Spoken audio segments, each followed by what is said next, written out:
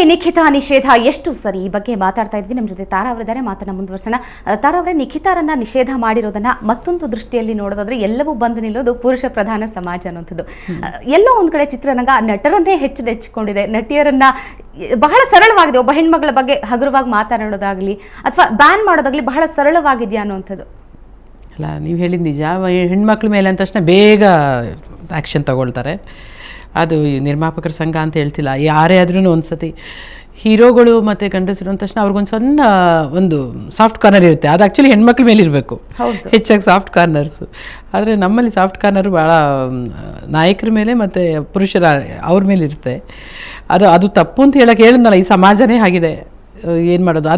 ಆದರೂ ಕೂಡ ಹೆಣ್ಮಕ್ಳು ಮೇಲೆ ಗಂಡು ಮಕ್ಳ ಮೇಲೆ ಒಂದೊಂದು ಸತಿ ಈಕ್ವಲ್ ಆಗಿ ಅನ್ಯಾಯಗಳು ಇರ್ತವೆ. ಬಟ್ ಇಲ್ಲಿ ಅವರು ಗಂಡಸರು ಹೆಂಗಸರು ಅನ್ನೋದಲ್ಲ, ಮುಖ್ಯವಾಗಿ ಅನ್ಯಾಯ ಆಗಬಾರ್ದು ಅಷ್ಟೇ ಯಾರಿಗೇ ಆಗಲಿ. ಅವ್ರಿಗಾಗೋದಾಗ್ಲಿ ಇವ್ರಿಗಾಗೋದು ಮುಖ್ಯ. ಅಂದರೆ ಹೆಣ್ಮಕ್ಳು ನಮ್ಗೆ ಏನಾಗುತ್ತೆ, we are all basically emotional people. ಒಂದು ಸತಿ ಭಾಳ ಅಸಹಾಯಕರ ಥರ ವರ್ತಿಸ್ಬಿಡ್ತೀವಿ, ಅದರಿಂದ ನಮಗೆ ಅಯ್ಯೋ ಅನಿಸ್ತದೆ. ಆದರೆ ಒಂದು ಸತಿ ಗಂಡಸರ ಮೇಲೆ ನಾನಾ ಥರದ ಅನ್ಯಾಯಗಳು ಆಗ್ತಾ ಇರ್ತವೆ. ಅದನ್ನು ಚಿತ್ರರಂಗ ಅಂತ ಎಲ್ಲ ಕಡೆನೂ ಯಾರು ಅವರು ಲಿಂಗ ಭೇದಗಳನ್ನು ಮಾಡದೆ ಮನುಷ್ಯರಾಗಿ ನೋಡೋಣ. ಒಬ್ಬ ಒಳ್ಳೆಯ ಮನುಷ್ಯನಿಗೆ, ಒಬ್ಬ ಒಳ್ಳೆಯ ವ್ಯಕ್ತಿಗೆ ಅನ್ಯಾಯ ಆಗಬಾರ್ದು ಅಷ್ಟೇ. ಮತ್ತೊಬ್ಬ ಹಿರಿಯ ನಿರ್ಮಾಪಕರು ಹೇಳಿರೋ ಮಾತನ್ನು ಇದೆ, ಅಂದ್ರೆ ಒಂದು ವೇಳೆ ಇಂಥದೇ ಒಂದು ಕಾರಣಕ್ಕೆ ನಿಷೇಧ ಮಾಡೋದಾದ್ರೆ ಇನ್ನು ಎಷ್ಟು ಜನರನ್ನು ನಿಷೇಧ ಮಾಡಬೇಕಾಗುತ್ತೆ ಅನ್ನುವಂಥದ್ದು. ಅದು ಅವರ ವೈಯಕ್ತಿಕ ವಿಚಾರ, ಅವ್ರ ಎಕ್ಸ್ಪೀರಿಯನ್ಸಲ್ಲಿ ಭಾಳ ಜನ ಆ ಥರ ಇರು. ಬಟ್ ಎಗೇನ್ ಮತ್ತೆ ಮತ್ತೆ ಹೇಳ್ತೀನಿ, ಈ ಸಂಬಂಧಗಳು, ಅಫೇರ್ಗಳು ಇವೆಲ್ಲವೂ ಬಹಳ ಬಹಳ personal. Nobody will make it. ಯಾರು ಅದನ್ನು ಬಲವಂತವಾಗಿ ಸಂಬಂಧಗಳನ್ನು ಮಾಡೋದಿಲ್ಲ. ಅದು ಆಗ್ತದೆ, ಅದು ನಡೀತದೆ, ಅದು ಘಟನೆ. ಅದು ಒಬ್ಬರ ಜೀವನದಲ್ಲಿ ನಡೆಯುವಂಥ ಒಂದು ಸಿಹಿಯಾದ ಘಟನೆ ಆಗಬಹುದು, ಅಥವಾ ಈ ಥರದೊಂದು ಕಹಿಯಾದ ಘಟನೆಗಳು ಕೂಡ ಆಗಬಹುದು. ಅದು ಅವರವರು ಮಾಡ್ಕೊಂಡು ಬಂದಿರೋದು. ಆದರೆ ಅದನ್ನು ಯಾರು ಮಾಡೋದಿಲ್ಲ ಶ್ವೇತಾ, ಯಾರು ಆಗೋದಿಲ್ಲ, ಮತ್ತು ಯಾರು ಮುರಿಯೋಕ್ಕೂ ಆಗೋದಿಲ್ಲ. ಅದಕ್ಕೆ ಮುರಿದೋದ್ರೆ ಸಂತೋಷ, ಅಥವಾ ಅದು ನಾವು ಇನ್ಯಾರು ಮುರಿತಾರೆ ಅದೆಲ್ಲನೂ ಒಂದು ಸತಿ ಮನಸ್ಸಿನಲ್ಲಿ ಪ್ರೀತಿ. ಇವಾಗ ದರ್ಶನ್ ಎಷ್ಟೇ ಅವನ ಹೆಂಡ್ತಿನ ಹೊಡೆದಿದ್ರು, ಬೈದಿದ್ರು, ಆ ಥರ ಏನೇ ಆಗಿದ್ರು, ಆಕೆ ಮನಸ್ಸಲ್ಲಿ ಆತನ ಮೇಲೆ ಪ್ರೀತಿ ಪ್ರೇಮ ಇನ್ನೂ ಉಳ್ಕೊಂಡು ಇದ್ದಿದ್ರಿಂದನೇ ಆಕೆ ಮತ್ತೆ ಅವನ ಮನೆಗೆ ಹೋಗಿ ಮತ್ತೆ ಅವನನ್ನೇ ಭೇಟಿ ಮಾಡಿ ನನ್ನ ಗಂಡ ಅಂತ ಹೇಳಿ, ಅಥವಾ ಅವನು ಕೂಡ ನಾನು ತಪ್ಪು ಮಾಡಿದ್ದೀನಿ ಅಂತ ಹೇಳಿ ಈ ಥರ ಹೆಂಡತಿ ಹತ್ರ ನಿಖಿತಾ ಪ್ರಶ್ನೆ ಮಾಡಿರೋದು ಇದನ್ನೇ. ಬಹುಶಃ ಗಂಡ ಹೆಂಡತಿ ಮತ್ತೆ ಸಂಸಾರದಲ್ಲಿ ಒಟ್ಟಿಗೆ ಆಗ್ಬಿಡ್ತಾರೆ, ಆದ್ರೆ ನಾನೊಂದು ಮದುವೆ ಆಗದ ಹೆಣ್ಮಗಳು, ಇದೊಂದು ಕಪ್ಪು ಚುಕ್ಕಿ ಅಂತಲೇ ಆಗ್ತದೆ. ಡೆಫಿನೆಟ್ ಆಗಿ ಯಾರ ಮೇಲೆ ಒಂದು, ಅದರಲ್ಲೂ ಹೆಣ್ಮಕ್ಳಿಗೆ ತುಂಬ ನಾವು ಫಸ್ಟ್ ಪ್ರಿಫರ್ ಮಾಡೋದು ಕ್ಯಾರೆಕ್ಟರ್.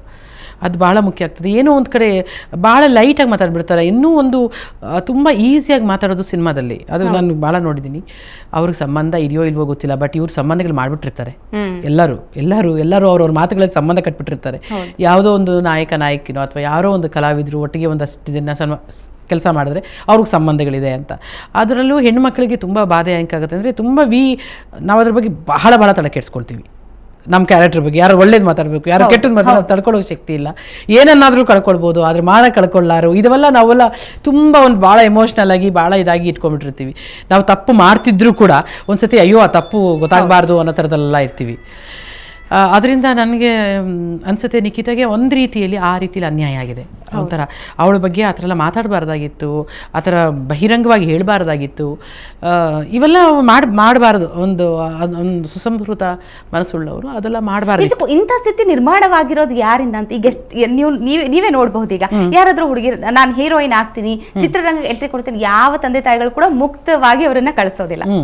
ಅಲ್ಲ, ಯಾರೇ ತಂದೆ ತಾಯಿ ಏನು ಗೊತ್ತಾ, ಪಬ್ಲಿಕ್ ಲೈಫಲ್ಲಿ ನಮ್ಮ ಮಗಳು ಮನೆ ಬಿಟ್ಟು ಹೋಗ್ತಾಳೆ, ಹೊರಗಡೆ ಹೆಜ್ಜೆ ಆಗ್ತಾಳೆ ಅಂದರೆ ಯಾವ ತಂದೆ ತಾಯಿಗೂ ಒಂದು ಸಣ್ಣ ಅಳಕಿರುತ್ತೆ. ಅವಳೆಲ್ಲೇ ಹೋಗಲಿ, ಅವಳ ಕೆಲಸಕ್ಕೆ ಹೋಗಲಿ, ಇಲ್ಲ ಏನೋ ಒಂದು ಸರಿಯಾಗಿರಮ್ಮ. ಇದು ಸಿನಿಮಾ ಅನ್ನೋದು ಇನ್ನೂ ಪಬ್ಲಿಕ್ ಲೈಫ್ ಥರ, ಇನ್ನೂ ಬಹಳ ಹತ್ತಿರ ಜನಕ್ಕೆ ನಾವು.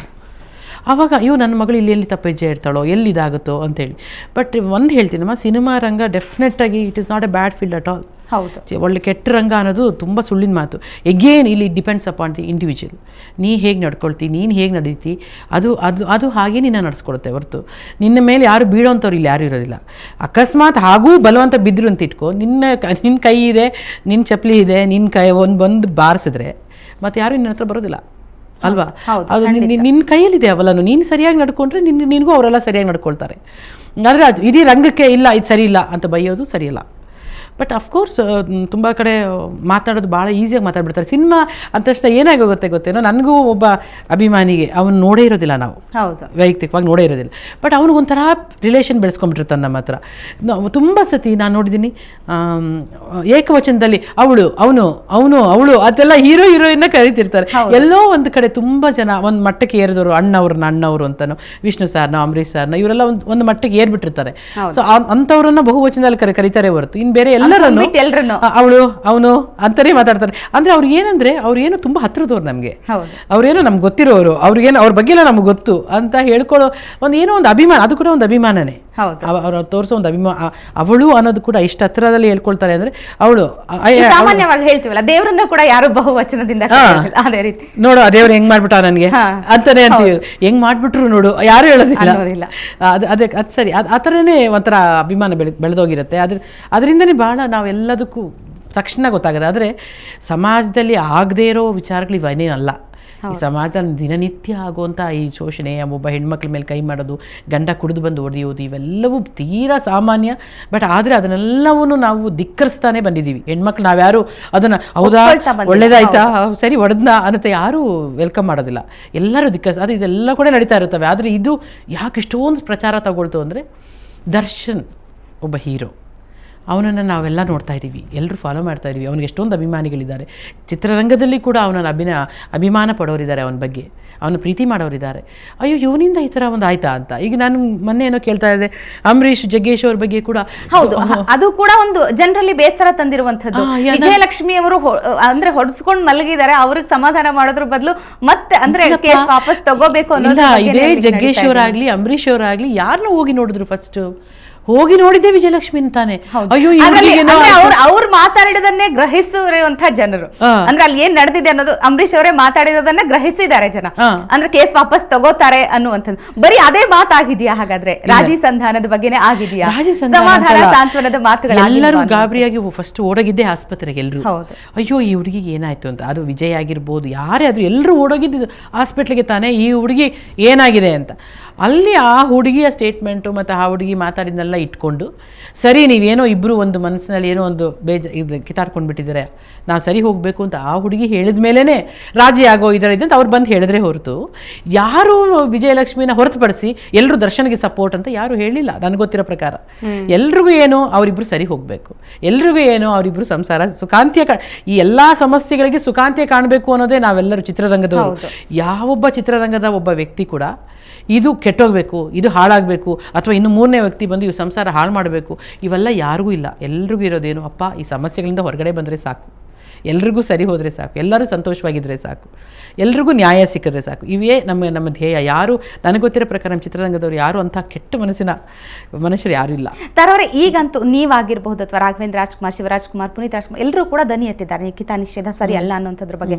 ಹಾಗಾದ್ರೆ ಈಗ ಆಲ್ಮೋಸ್ಟ್ ವಾಪಸ್ ತೆಗೆದುಕೊಳ್ತಾರೆ ಅನ್ನುವಂಥ ನಿರೀಕ್ಷೆ ನಾವು ಇಟ್ಕೊಳ್ಬಹುದಾ? ಖಂಡಿತ. ಯಾಕಂದರೆ ನಮ್ಮ ನಿರ್ಮಾಪಕರು ನಮ್ಮ ಶತ್ರುಗಳಲ್ಲ ಅಮ್ಮ, ಅವರು ನಮ್ಮವ್ರು ನಾನು ಹೇಳಿದ್ನಲ್ಲ ತಾಯಿ ಸ್ಥಾನದಲ್ಲಿ ನಿಲ್ತಾರೆ. ಅವರೆಲ್ಲರೂ ಖಂಡಿತ ತಗೊಳ್ತಾರೆ ಅವರು. ಯಾಕಂದರೆ ಅವ್ರಿಗೆ ಗೊತ್ತು ಈ ಅವಸರವಾದ ನಿರ್ಧಾರ ತಗೊಂಡಿದ್ದೀವಿ ಅಂತ ಅವ್ರಿಗೆ ಅನಿಸಿರುತ್ತೆ. ಖಂಡಿತ ತಗೊಳ್ತಾರೆ ಅನ್ನೋ ನಂಬಿಕೆ ನನಗಿದೆ. ಬಹುಶಃ ಆದಷ್ಟು ಬೇಗ ಆ ಸುದ್ದಿ ಕೂಡ ನಮಗೆ ಬರುತ್ತೆ ಅನ್ನೋ ಇದಿದೆ ನನಗೆ. ಬಟ್ ಆದರೂ ಕೂಡ ಚಿತ್ರರಂಗದಲ್ಲಿ ಇಂತಹ ಅಂದರೆ ಈ ಒಂದು ಪಾಠ ಇದು ಬೇರೆ ಕಲಾವಿದರಿಗೂ ಪಾಠ ಆಗಬೇಕು, ಎಚ್ಚೆತ್ಕೊಳ್ಬೇಕು. ಅಂದರೆ ಕಲಾವಿದರು ಸಾಮಾಜಿಕ ಜೀವನದಲ್ಲಿರುವಂಥವ್ರು. ಅದು ನಾನು ಹೇಳ್ತೀನಿ, ನೀನು ಹೇಳೋದು ಒಂದು ಅರ್ಥದಲ್ಲಿ ನಿಜ. ಅಂದರೆ ನಾವು ಬಹಳ ಜವಾಬ್ದಾರಿಯಿಂದ ನಡ್ಕೊಳ್ಳೋದು ನಮ್ಮ ಕರ್ತವ್ಯ ಆಗಿರುತ್ತೆ. ಆದರೆ ಈ ಸಂಬಂಧಗಳ ವಿಚಾರ ನಾನು ಅದನ್ನು ಒಪ್ಪೋದಿಲ್ಲ. ಯಾಕಂತಂದರೆ ನಾನು ಆವಾಗಲೇ ಹೇಳಿದಾಗೆ ಈ ಸಂಬಂಧಗಳು ಯಾರೋ ಮಾಡುವಂಥದ್ದಲ್ಲ, ಅದು ಆಗುವಂಥದ್ದು, ಅದು ಅವರವರ ಇಷ್ಟಕ್ಕೆ ಬಿಟ್ಟಿದ್ದು. ಆದರೆ ನಾವು ಈ ಸಮಾಜದಲ್ಲಿ ಬದುಕ್ತಾ ಇರೋದ್ರಿಂದ, ಈ ಸಮಾಜದಿಂದ ನಾವು ಜವಾಬ್ದಾರಿಯಿಂದ ನಾವು ನಡ್ಕೋಬೇಕು, ನಮ್ಮ ಕರ್ತವ್ಯ ಆಗಿರ್ತದೆ. ಅದರಿಂದ ನಾವು ವೈಯಕ್ತಿಕವಾಗಿ ನನ್ನ ತಗೊಂಡ್ರು ಕೂಡ ನಾನು ತಪ್ಪೇ ಮಾಡಿಲ್ಲ ಅಂತ ಹೇಳಿದ್ರೆ ಸುಳ್ಳಾಗ್ತದೆ. ನಾನು ಕೂಡ ಜೀವನದಲ್ಲಿ ಬಹಳಷ್ಟು ತಪ್ಪುಗಳನ್ನು ಮಾಡಿದ್ದೇವೆ. ಆದರೆ ದೇವರು ನಮಗೊಂದು ಅವಕಾಶ ಕೊಡ್ತಾನೆ ತಿದ್ಕೊಳ್ಳೋದಕ್ಕೆ. ಆ ಅವಕಾಶನ ಸದುಪಯೋಗ ಮಾಡ್ಕೊಳ್ಳಿ. ಫಸ್ಟ್ ತಪ್ಪೇ ಮಾಡಬೇಡಿ. ನನ್ನ ವಿಚಾರದಲ್ಲಿ ನಾನು ಹೇಳೋದಾದ್ರೆ ತಪ್ಪೇ ಮಾಡಬೇಡಿ ದಯವಿಟ್ಟು. ಅಕಸ್ಮಾತ್ ನಿಮ್ಗೆ ಗೊತ್ತಿಲ್ಲದೆ ತಪ್ಪುಗಳಾದರೆ, ನಾನು ಮಾಡಿದಾಗೆ ತಪ್ಪುಗಳಾದರೆ ತಿದ್ಕೊಳ್ಳಿ. ಅದಕ್ಕಿಂತ ಹೆಚ್ಚಿನ ನಾನೇನು ಹೇಳಾರೆ, ತಿದ್ಕೊಂಡು ಒಳ್ಳೆ ದಾರಿಯಲ್ಲಿ ನಡೀರಿ. ಡೆಫಿನೆಟ್ ಆಗಿ ಒಳ್ಳೇದಾಗುತ್ತೆ. ಮತ್ತೊಂದು ನಮ್ಮ ಪ್ರಶ್ನೆ ಏನಂದ್ರೆ, ನಾವು ನಿನ್ನೆ ಕೂಡ ಮುನಿರತ್ನ ಅವ್ರ ಹತ್ರ ಮಾತಾಡಿದ್ವಿ, ಸಾಕಷ್ಟು ಹೊತ್ತು ಮಾತನಾಡಿದ್ವಿ. ನಾವು ಅವರಿಂದ ನಿರೀಕ್ಷೆ ಮಾಡ್ತಿರೋದು ದರ್ಶನ್ ಕೂಡ ತಪ್ಪು ಮಾಡಿದ್ದಾರೆ ಅನ್ನುವಂಥದ್ದು. ಆದ್ರೆ ಇಲ್ಲಿ ನಾವು ದರ್ಶನ್ ಕೂಡ ಬ್ಯಾನ್ ಮಾಡಿ, ಅವ್ರನ್ನು ಕೂಡ ಬ್ಯಾನ್ ಮಾಡಿ ಅನ್ನೋ ಇದಕ್ಕೆ ಸೊಲ್ಯೂಷನ್ ಅಲ್ವೇ ಅಲ್ಲ. ಯಾವ್ದು ಕೂಡ ನಿಷೇಧ ಅನ್ನುವಂಥದ್ದು ಯಾವುದಕ್ಕೂ ಪರಿಹಾರ ಅಲ್ವೇ ಅಲ್ಲ. ಆದ್ರೂ ಕೂಡ ಒಂದು ನ್ಯಾಯದ ತಕ್ಕಡಿಯಲ್ಲಿ ಇಬ್ಬರಿಗೂ ಸಮನಾದ ಒಂದು ಸಿಗಬೇಕು. ಅದು ಇಲ್ಲಿ ಆಗ್ತಿಲ್ಲ ಅನ್ನೋಂಥ ಬೇಜಾರು ನಮ್ಮಲ್ಲಿತ್ತು. ಏನಂತ ಮಾತಾಡಿದ್ರು ಮುನಿರತ್ನಂ ಅವರು? ಅಂದ್ರೆ ದರ್ಶನಿಂದ ತಪ್ಪಾಗಿದೆ ಅನ್ನುವಂತಹ ಮಾತು ಬರಲೇ ಇಲ್ಲ. ಖಂಡಿತ ಕಾನೂನು ಅವರಿಗೆ ಶಿಕ್ಷೆ ಕೊಡ್ತಾ ಇದೆ. ಈಗ ಜೈಲಲ್ಲಿ ಇದ್ದಾರೆ, ಆಸ್ಪತ್ರೆಯಲ್ಲಿ ಶಿಫ್ಟ್ ಆಗಿದ್ರೆ ಖಂಡಿತ ಅದು ಕೂಡ. ಆದ್ರೆ ಚಿತ್ರರಂಗದಿಂದ ತೆಗೆದುಕೊಳ್ಳುವಂತಹ ನಿರ್ಧಾರಗಳು ಅದು ಕೂಡ ಅಲ್ಲಿ ಇಂಪ್ಯಾಕ್ಟ್ ನಾವ್ ಯಾರು ದರ್ಶನ್ ತಪ್ಪು ಮಾಡಿಲ್ಲ ಅಂತ ಹೇಳೇ ಇಲ್ಲ. ಅದಕ್ಕೆ ಸಾಕ್ಷಿಯಾಗಿ ನೀವು ತೋರಿಸ್ತಾನೆ ಇದ್ದೀರಿ, ಏನೇನ್ ಆಗ್ತಾ ಇದೆ ಅನ್ನೋ ತೋರಿಸ್ತಾನೆ ಇದ್ದೀರಿ. ನೀವು ಹೇಳಿದಾಗೆ ಜೈಲ್ ಶಿಕ್ಷೆ ಆಯ್ತು, ಆಸ್ಪತ್ರೆಯಲ್ಲಿ ಇದ್ದಾನೆ, ಮತ್ತೆ ಅವ್ನು ಬೇಲ್ ಸಿಗ್ತಿರೋದು ಕಷ್ಟ ಆಗ್ತಾ ಇದೆ, ಇವೆಲ್ಲವೂ ನೀವು ತೋರಿಸ್ತಾನೆ ಇದ್ದೀರಿ. ನಾವು ಯಾರು ಅವ್ನು ತಪ್ಪು ಮಾಡೇ ಇಲ್ಲ, ಅವನು ಹೀಗೆ ಒಡೆದೇ ಇಲ್ಲ ಅಂತ ಯಾರು ಹೇಳಿಲ್ಲ. ಈವನ್ ಮುನಿರತ್ನಂ ಅವರು ಕಂಡ್ರೆ ಖಂಡಿತ ಹೇಳಿರೋಕೆ ಸಾಧ್ಯ ಇಲ್ಲ. ಅವ್ರಿಗೂ ಅವರು ನೋಡಿದ್ದಾರೆ, ಅವರು ಆಸ್ಪತ್ರೆಗೆ ಹೋಗಿ ನೋಡಿದ್ದಾರೆ, ಆ ಹುಡುಗಿನ ಭೇಟಿ ಮಾಡಿದ್ದಾರೆ, ಮಾತಾಡಿದ್ದಾರೆ. ಅವ್ನು ಮಾಡಿದ ತಪ್ಪು ಅಂತ ಎಲ್ರಿಗೂ ಗೊತ್ತು. ನಮಗೆ ಏನು ಅಂತಂದರೆ, ಎಲ್ಲೊಬ್ಬ ಕಲಾವಿದನಿಗೆ ಕೋಪಕ್ಕೆ ಕೈ ಕೊಟ್ಟು ಈ ಥರ ಒಂದು ಅಭಾಸ ಮಾಡ್ಕೊಂಡ್ಬಿಟ್ಟಿದ್ದಾನೆ, ಅವನು ಮತ್ತೆ ಮತ್ತೆ ಮಾಡೋದಿಲ್ಲ ಅನ್ನೋ ಒಂದು ನಂಬಿಕೆಯಿಂದ ನಾವೆಲ್ಲರೂ ಅವನು ಹೊರಗಡೆ ಬರಲಿ, ಅವನನ್ನು ನಂಬಿ ದುಡ್ಡು ಹಾಕಿದ ನಿರ್ಮಾಪಕರಿಗೆ ಕಷ್ಟ ಆಗದೆ ಇರಲಿ. ಆಮೇಲೆ ಡೆಫಿನೆಟ್ಟಾಗಿ ನಾವೆಲ್ಲರೂ ಅವನು ಮಾಡಿದ ಕೆಲಸಕ್ಕೆ ಖಂಡಿಸ್ತೀವಿ. ಅವನ ಹೆಂಡತಿಗೆ ನಡ್ಕೊಂಡಿದ್ದಾನೆ ಅದ್ರಿಗೆ ಪೂರ್ಣವಾದ ವಿರೋಧ ಇಡೀ ಚಿತ್ರರಂಗದಿಂದ ಇದೆ. ಯಾರೊಬ್ಬರು ಅವನ ಹೆಂಡತಿಗೆ ಹೊಡೆದಿದ್ದು ತುಂಬ ಒಳ್ಳೆಯ ಕೆಲಸ ಅಂತ ಯಾವೊಬ್ಬರು ನಮ್ಮ ಚಿತ್ರೋದ್ಯಮದವರು ಹೇಳಿಲ್ಲ. ಯಾರಿಗೂ ನಮ್ಗೆ ಅದನ್ನು ಒಪ್ಕೊಳ್ಳೋಕ್ಕೂ ಇಷ್ಟ ಇಲ್ಲ. ಆದರೆ ಇದು ಆಗಬಾರ್ದು, ಈ ರೀತಿ ಘಟನೆಗಳು ನಡೀಬಾರ್ದು. ದರ್ಶನ್ ಅದೊಂದು ಒಳ್ಳೆ ಪರ್ವ ದರ್ಶನ್ಗೆ ಈಗ. ಯಾಕಂದರೆ ಅವನು ಪಾಪ ಬಿಡುವಿಲ್ಲದ ನಟ. ಅವನು ತನ್ನ ಬಗ್ಗೆ ತಾನು ಥಿಂಕ್ ಮಾಡೋಷ್ಟು ಸಮಯ ಇತ್ತೋ ಇಲ್ವೋ, ಆದರೆ ದೇವರು ಅವನಿಗೊಂದು ಸಮಯ ಕಲ್ಪಿಸ್ಕೊಟ್ಟಿದ್ದಾನೀಗ. ತನ್ನ ಬಗ್ಗೆ ತಾನು ತಿಳ್ಕೊಂಡು, ತನ್ನ ಬಗ್ಗೆ ತಾನು ಅರಿವು ಮಾಡ್ಕೊಂಡು, ತಾನು ಏನು ತಪ್ಪು ಮಾಡಿದ್ದಾನೆ ಆ ತಪ್ಪುಗಳನ್ನೆಲ್ಲ ತಿದ್ಕೊಂಡು.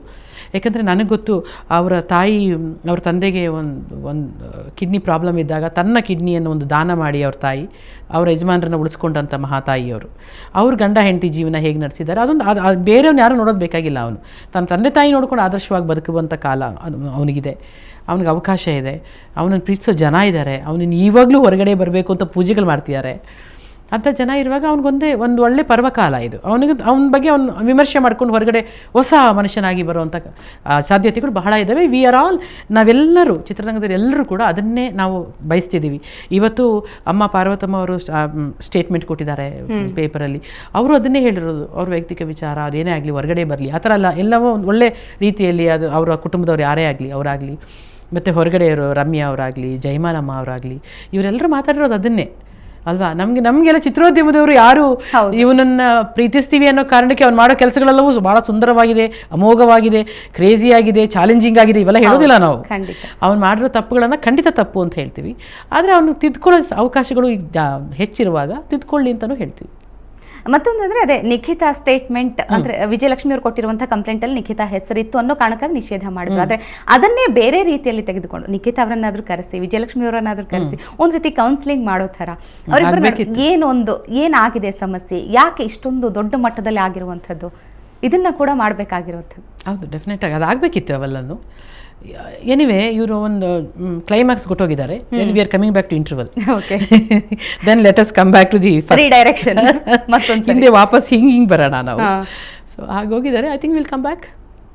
ಐ ಥಿಂಕ್ ಇದು ನಾವು ಕೂಡ ಅದನ್ನೇ ಆಶಿಸ್ತೀವಿ ತಾರಾರೆ. ಮತ್ತೊಂದಂದ್ರೆ ಇದು ಒಂದು ಪಾಠ ಆಗಿ ಹೋಗ್ಬೇಕು ಅಂದ್ರೆ ಇನ್ನೊಂದು ಸಾರಿ ಇಂಥ ಆತುರದ ನಿರ್ಧಾರಗಳು ಬರಬಾರ್ದು ಅನ್ನುವಂಥದ್ದು. ಡೆಫಿನೆಟ್ ಆಗಿ ಅವ್ರಿಗೂ ಅರಿವು ಮೂಡಿರುತ್ತೆ. ಇಂಥ ಆತುರ ನಿರ್ಧಾರಗಳು ನಮ್ಮ ನಿರ್ಮಾಪಕರಾಗಲಿ ಯಾವುದೇ ಸಂಘದವರಾಗಲಿ ತಗೊಳ್ಳೋದಿಲ್ಲ ಅನ್ನೋ ನಂಬಿಕೆ ನನಗಿದೆ. ಅವರು ತಗೊಳ್ಳೋದಿಲ್ಲ ಕೂಡ. ಮತ್ತು ನೀನು ಹೇಳಿದಾಗೆ ಇಂತಹದ ಒಂದು ವಾಹಿನಿಗಳು ಬಹುಶಃ ನಮಗೆಲ್ಲ ಮೊದಲೆಲ್ಲ ಇಷ್ಟೊಂದೆಲ್ಲ ಸಮಸ್ಯೆಗಳು ಹೊರಗಡೆ ಕಾಣಿಸ್ತಾ ಇರಲಿಲ್ಲ. ಹೀಗೆ ಬಹಳ ಬೃಹತ್ತಾಗಿ ಕಾಣಿಸುತ್ತಾ ಒಂದು ಸಣ್ಣ ಸಣ್ಣ ಸಮಸ್ಯೆಗಳು ಕೂಡ ದೊಡ್ಡ ಹಿಮಾಲಯ ಥರ ಕಾಣಿಸೋಕೆ ಅಷ್ಟೇ ಬೇಗ ಪರಿಹಾರ ಸಿಗಲಿ. ಅಲ್ಲ, ಒಂದು ಕಡೆ ನೀವು ಸಮಾಜ ತಿದ್ದೋ ಅಂತ ಕೆಲಸವನ್ನು ಮಾಡ್ತಾ ಇದ್ದೀರಿ ಎಲ್ಲ ವಾಹಿನಿ. ಒಂದು ಕಡೆ ಡೆಫಿನೆಟ್ ಆಗಿ, ಒಂದು ಕಡೆ ಯಾಕೆ ಇಷ್ಟೊಂದು ಹರ್ಟ್ ಮಾಡ್ತಿದ್ದೀರಿ ಅಂತ ಅನಿಸಿದ್ರು ಕೂಡ ಎಲ್ಲೋ ಒಂದು ಸಮಾಜನ ತಿದ್ದ ಕೆಲಸ ನಿಮ್ಮಿಂದ ಆಗ್ತಾ ಇದೆ. ಅದಕ್ಕೆ ತುಂಬ ತುಂಬ ಥ್ಯಾಂಕ್ಸ್ ನಿಮ್ಗೆಲ್ರಿಗೂ. ಆ್ಯಂಡ್ ವಂಡರ್ಫುಲ್ ಸಪೋರ್ಟ್ ನಿಮಗೆ. ನೀವು ಎಲ್ಲ ವಾಹಿನಿಗಳು ಆಗಲಿ, ಎಲ್ಲ ಪತ್ರಕರ್ತರು ವಂಡರ್ಫುಲ್ ಸಪೋರ್ಟ್. ನಾವು ಅವ್ರಿಗೆ ಎಷ್ಟು ಥ್ಯಾಂಕ್ಸ್ ಹೇಳಿದ್ರು ಸಾಲದು. ನೀವು ಹೇಳಿದಾಗ ಇದೊಂದು ಪಾಠವಾಗಬೇಕು. ಅದು ಬರೀ ಕಲಾವಿದರಿಗಲ್ಲ, ಇದನ್ನು ನೋಡ್ತಿರೋ ಇಂಥ ಘಟನೆಗಳನ್ನ ನೋಡ್ತಿರೋ ಎಲ್ಲ ಪ್ರತಿಯೊಬ್ಬ ಗಂಡನಿಗೂ, ಪ್ರತಿಯೊಬ್ಬ ಹೆಂಡತಿಗೂ, ಪ್ರತಿಯೊಬ್ಬ ಸಂಸಾರದಲ್ಲೂ ಅವರೆಲ್ಲರಿಗೂ ಕೂಡ ಇದೊಂದು ಪಾಠವಾಗಬೇಕು. ನಾನು ಇದು ತಪ್ಪಾಗುತ್ತೆ, ಈಗ ನಾನು ಮಾಡಿದ್ರೆ ನಾನು ಆ ಸ್ಥಾನದಲ್ಲಿದ್ದರೆ ಹೇಗೆ, ಅವೆಲ್ಲವೂ ಪಾಠವಾಗಬೇಕು. ಎಲ್ಲ ಹೆಂಡತಿರಿಗೂ ಕೂಡ ದೌರ್ಜನ್ಯವನ್ನು, ಈ ಥರ ಏನು ಮಾನ ನಷ್ಟ ಮಾಡ್ತಿದ್ದಾರೆ, ಈ ಥರದೊಂದು ಮ್ಯಾನ್ಹ್ಯಾಂಡ್ ಮಾಡುವಾಗ ತಿರುಗಿ ಬೀಳೋವಂಥ ಧೈರ್ಯ ಹೆಣ್ಣುಮಕ್ಳಿಗೂ ಇರಬೇಕು. ಬಹುಶಃ ಆ ಧೈರ್ಯವನ್ನೆಲ್ಲರೂ ನೀವು ತುಂಬ್ತಾ ಇದ್ದೀರಿ. ಖಂಡಿತ ತಾರಾ ಅವರೇ, ನೀವು ಇಷ್ಟೊತ್ತು ನಿಮ್ಮ ಬಿಡುವಿನ ಒಂದು ಸಮಯ ಮಾಡ್ಕೊಂಡು ನಮ್ಮ ಜೊತೆ ಬಂದು ಇಷ್ಟೊತ್ತು ಮಾತಾಡಿದ್ದೀರಿ. ನಿಮ್ಮ ಅಮೂಲ್ಯವಾದ ಮಾತುಗಳು ನಿಜಕ್ಕೂ ನಮ್ಮ ಜೊತೆ ಹಂಚ್ಕೊಂಡಿದ್ದೀರಿ. Thank you very much. Thank you, ತುಂಬ ಥ್ಯಾಂಕ್ಸ್. ನನಗೂ ಮಾತಾಡೋಕ್ಕೆ ಅವಕಾಶ ಕೊಟ್ಟಿದ್ದಕ್ಕೆ. ಬಹುಶಃ ಇದೆಲ್ಲ ಮುಗಿಯುವಷ್ಟರಲ್ಲಿ ನಿರ್ಮಾಪಕರ ಸಂಘದಿಂದ ಒಂದು ಒಳ್ಳೆ ಸುದ್ದಿ ಬರುತ್ತೆ ಅಂತ ನಾನು ಕೂಡ ಆಶೆ ಮಾಡಿದ್ದೀನಿ. ಸುದ್ದಿಯನ್ನು ನಾವು ಕೂಡ ನಿರೀಕ್ಷಿಸ್ತಾ ಇದ್ವಿ ತಾರಾ ಅವರೇ. Thank you very much. Thank you.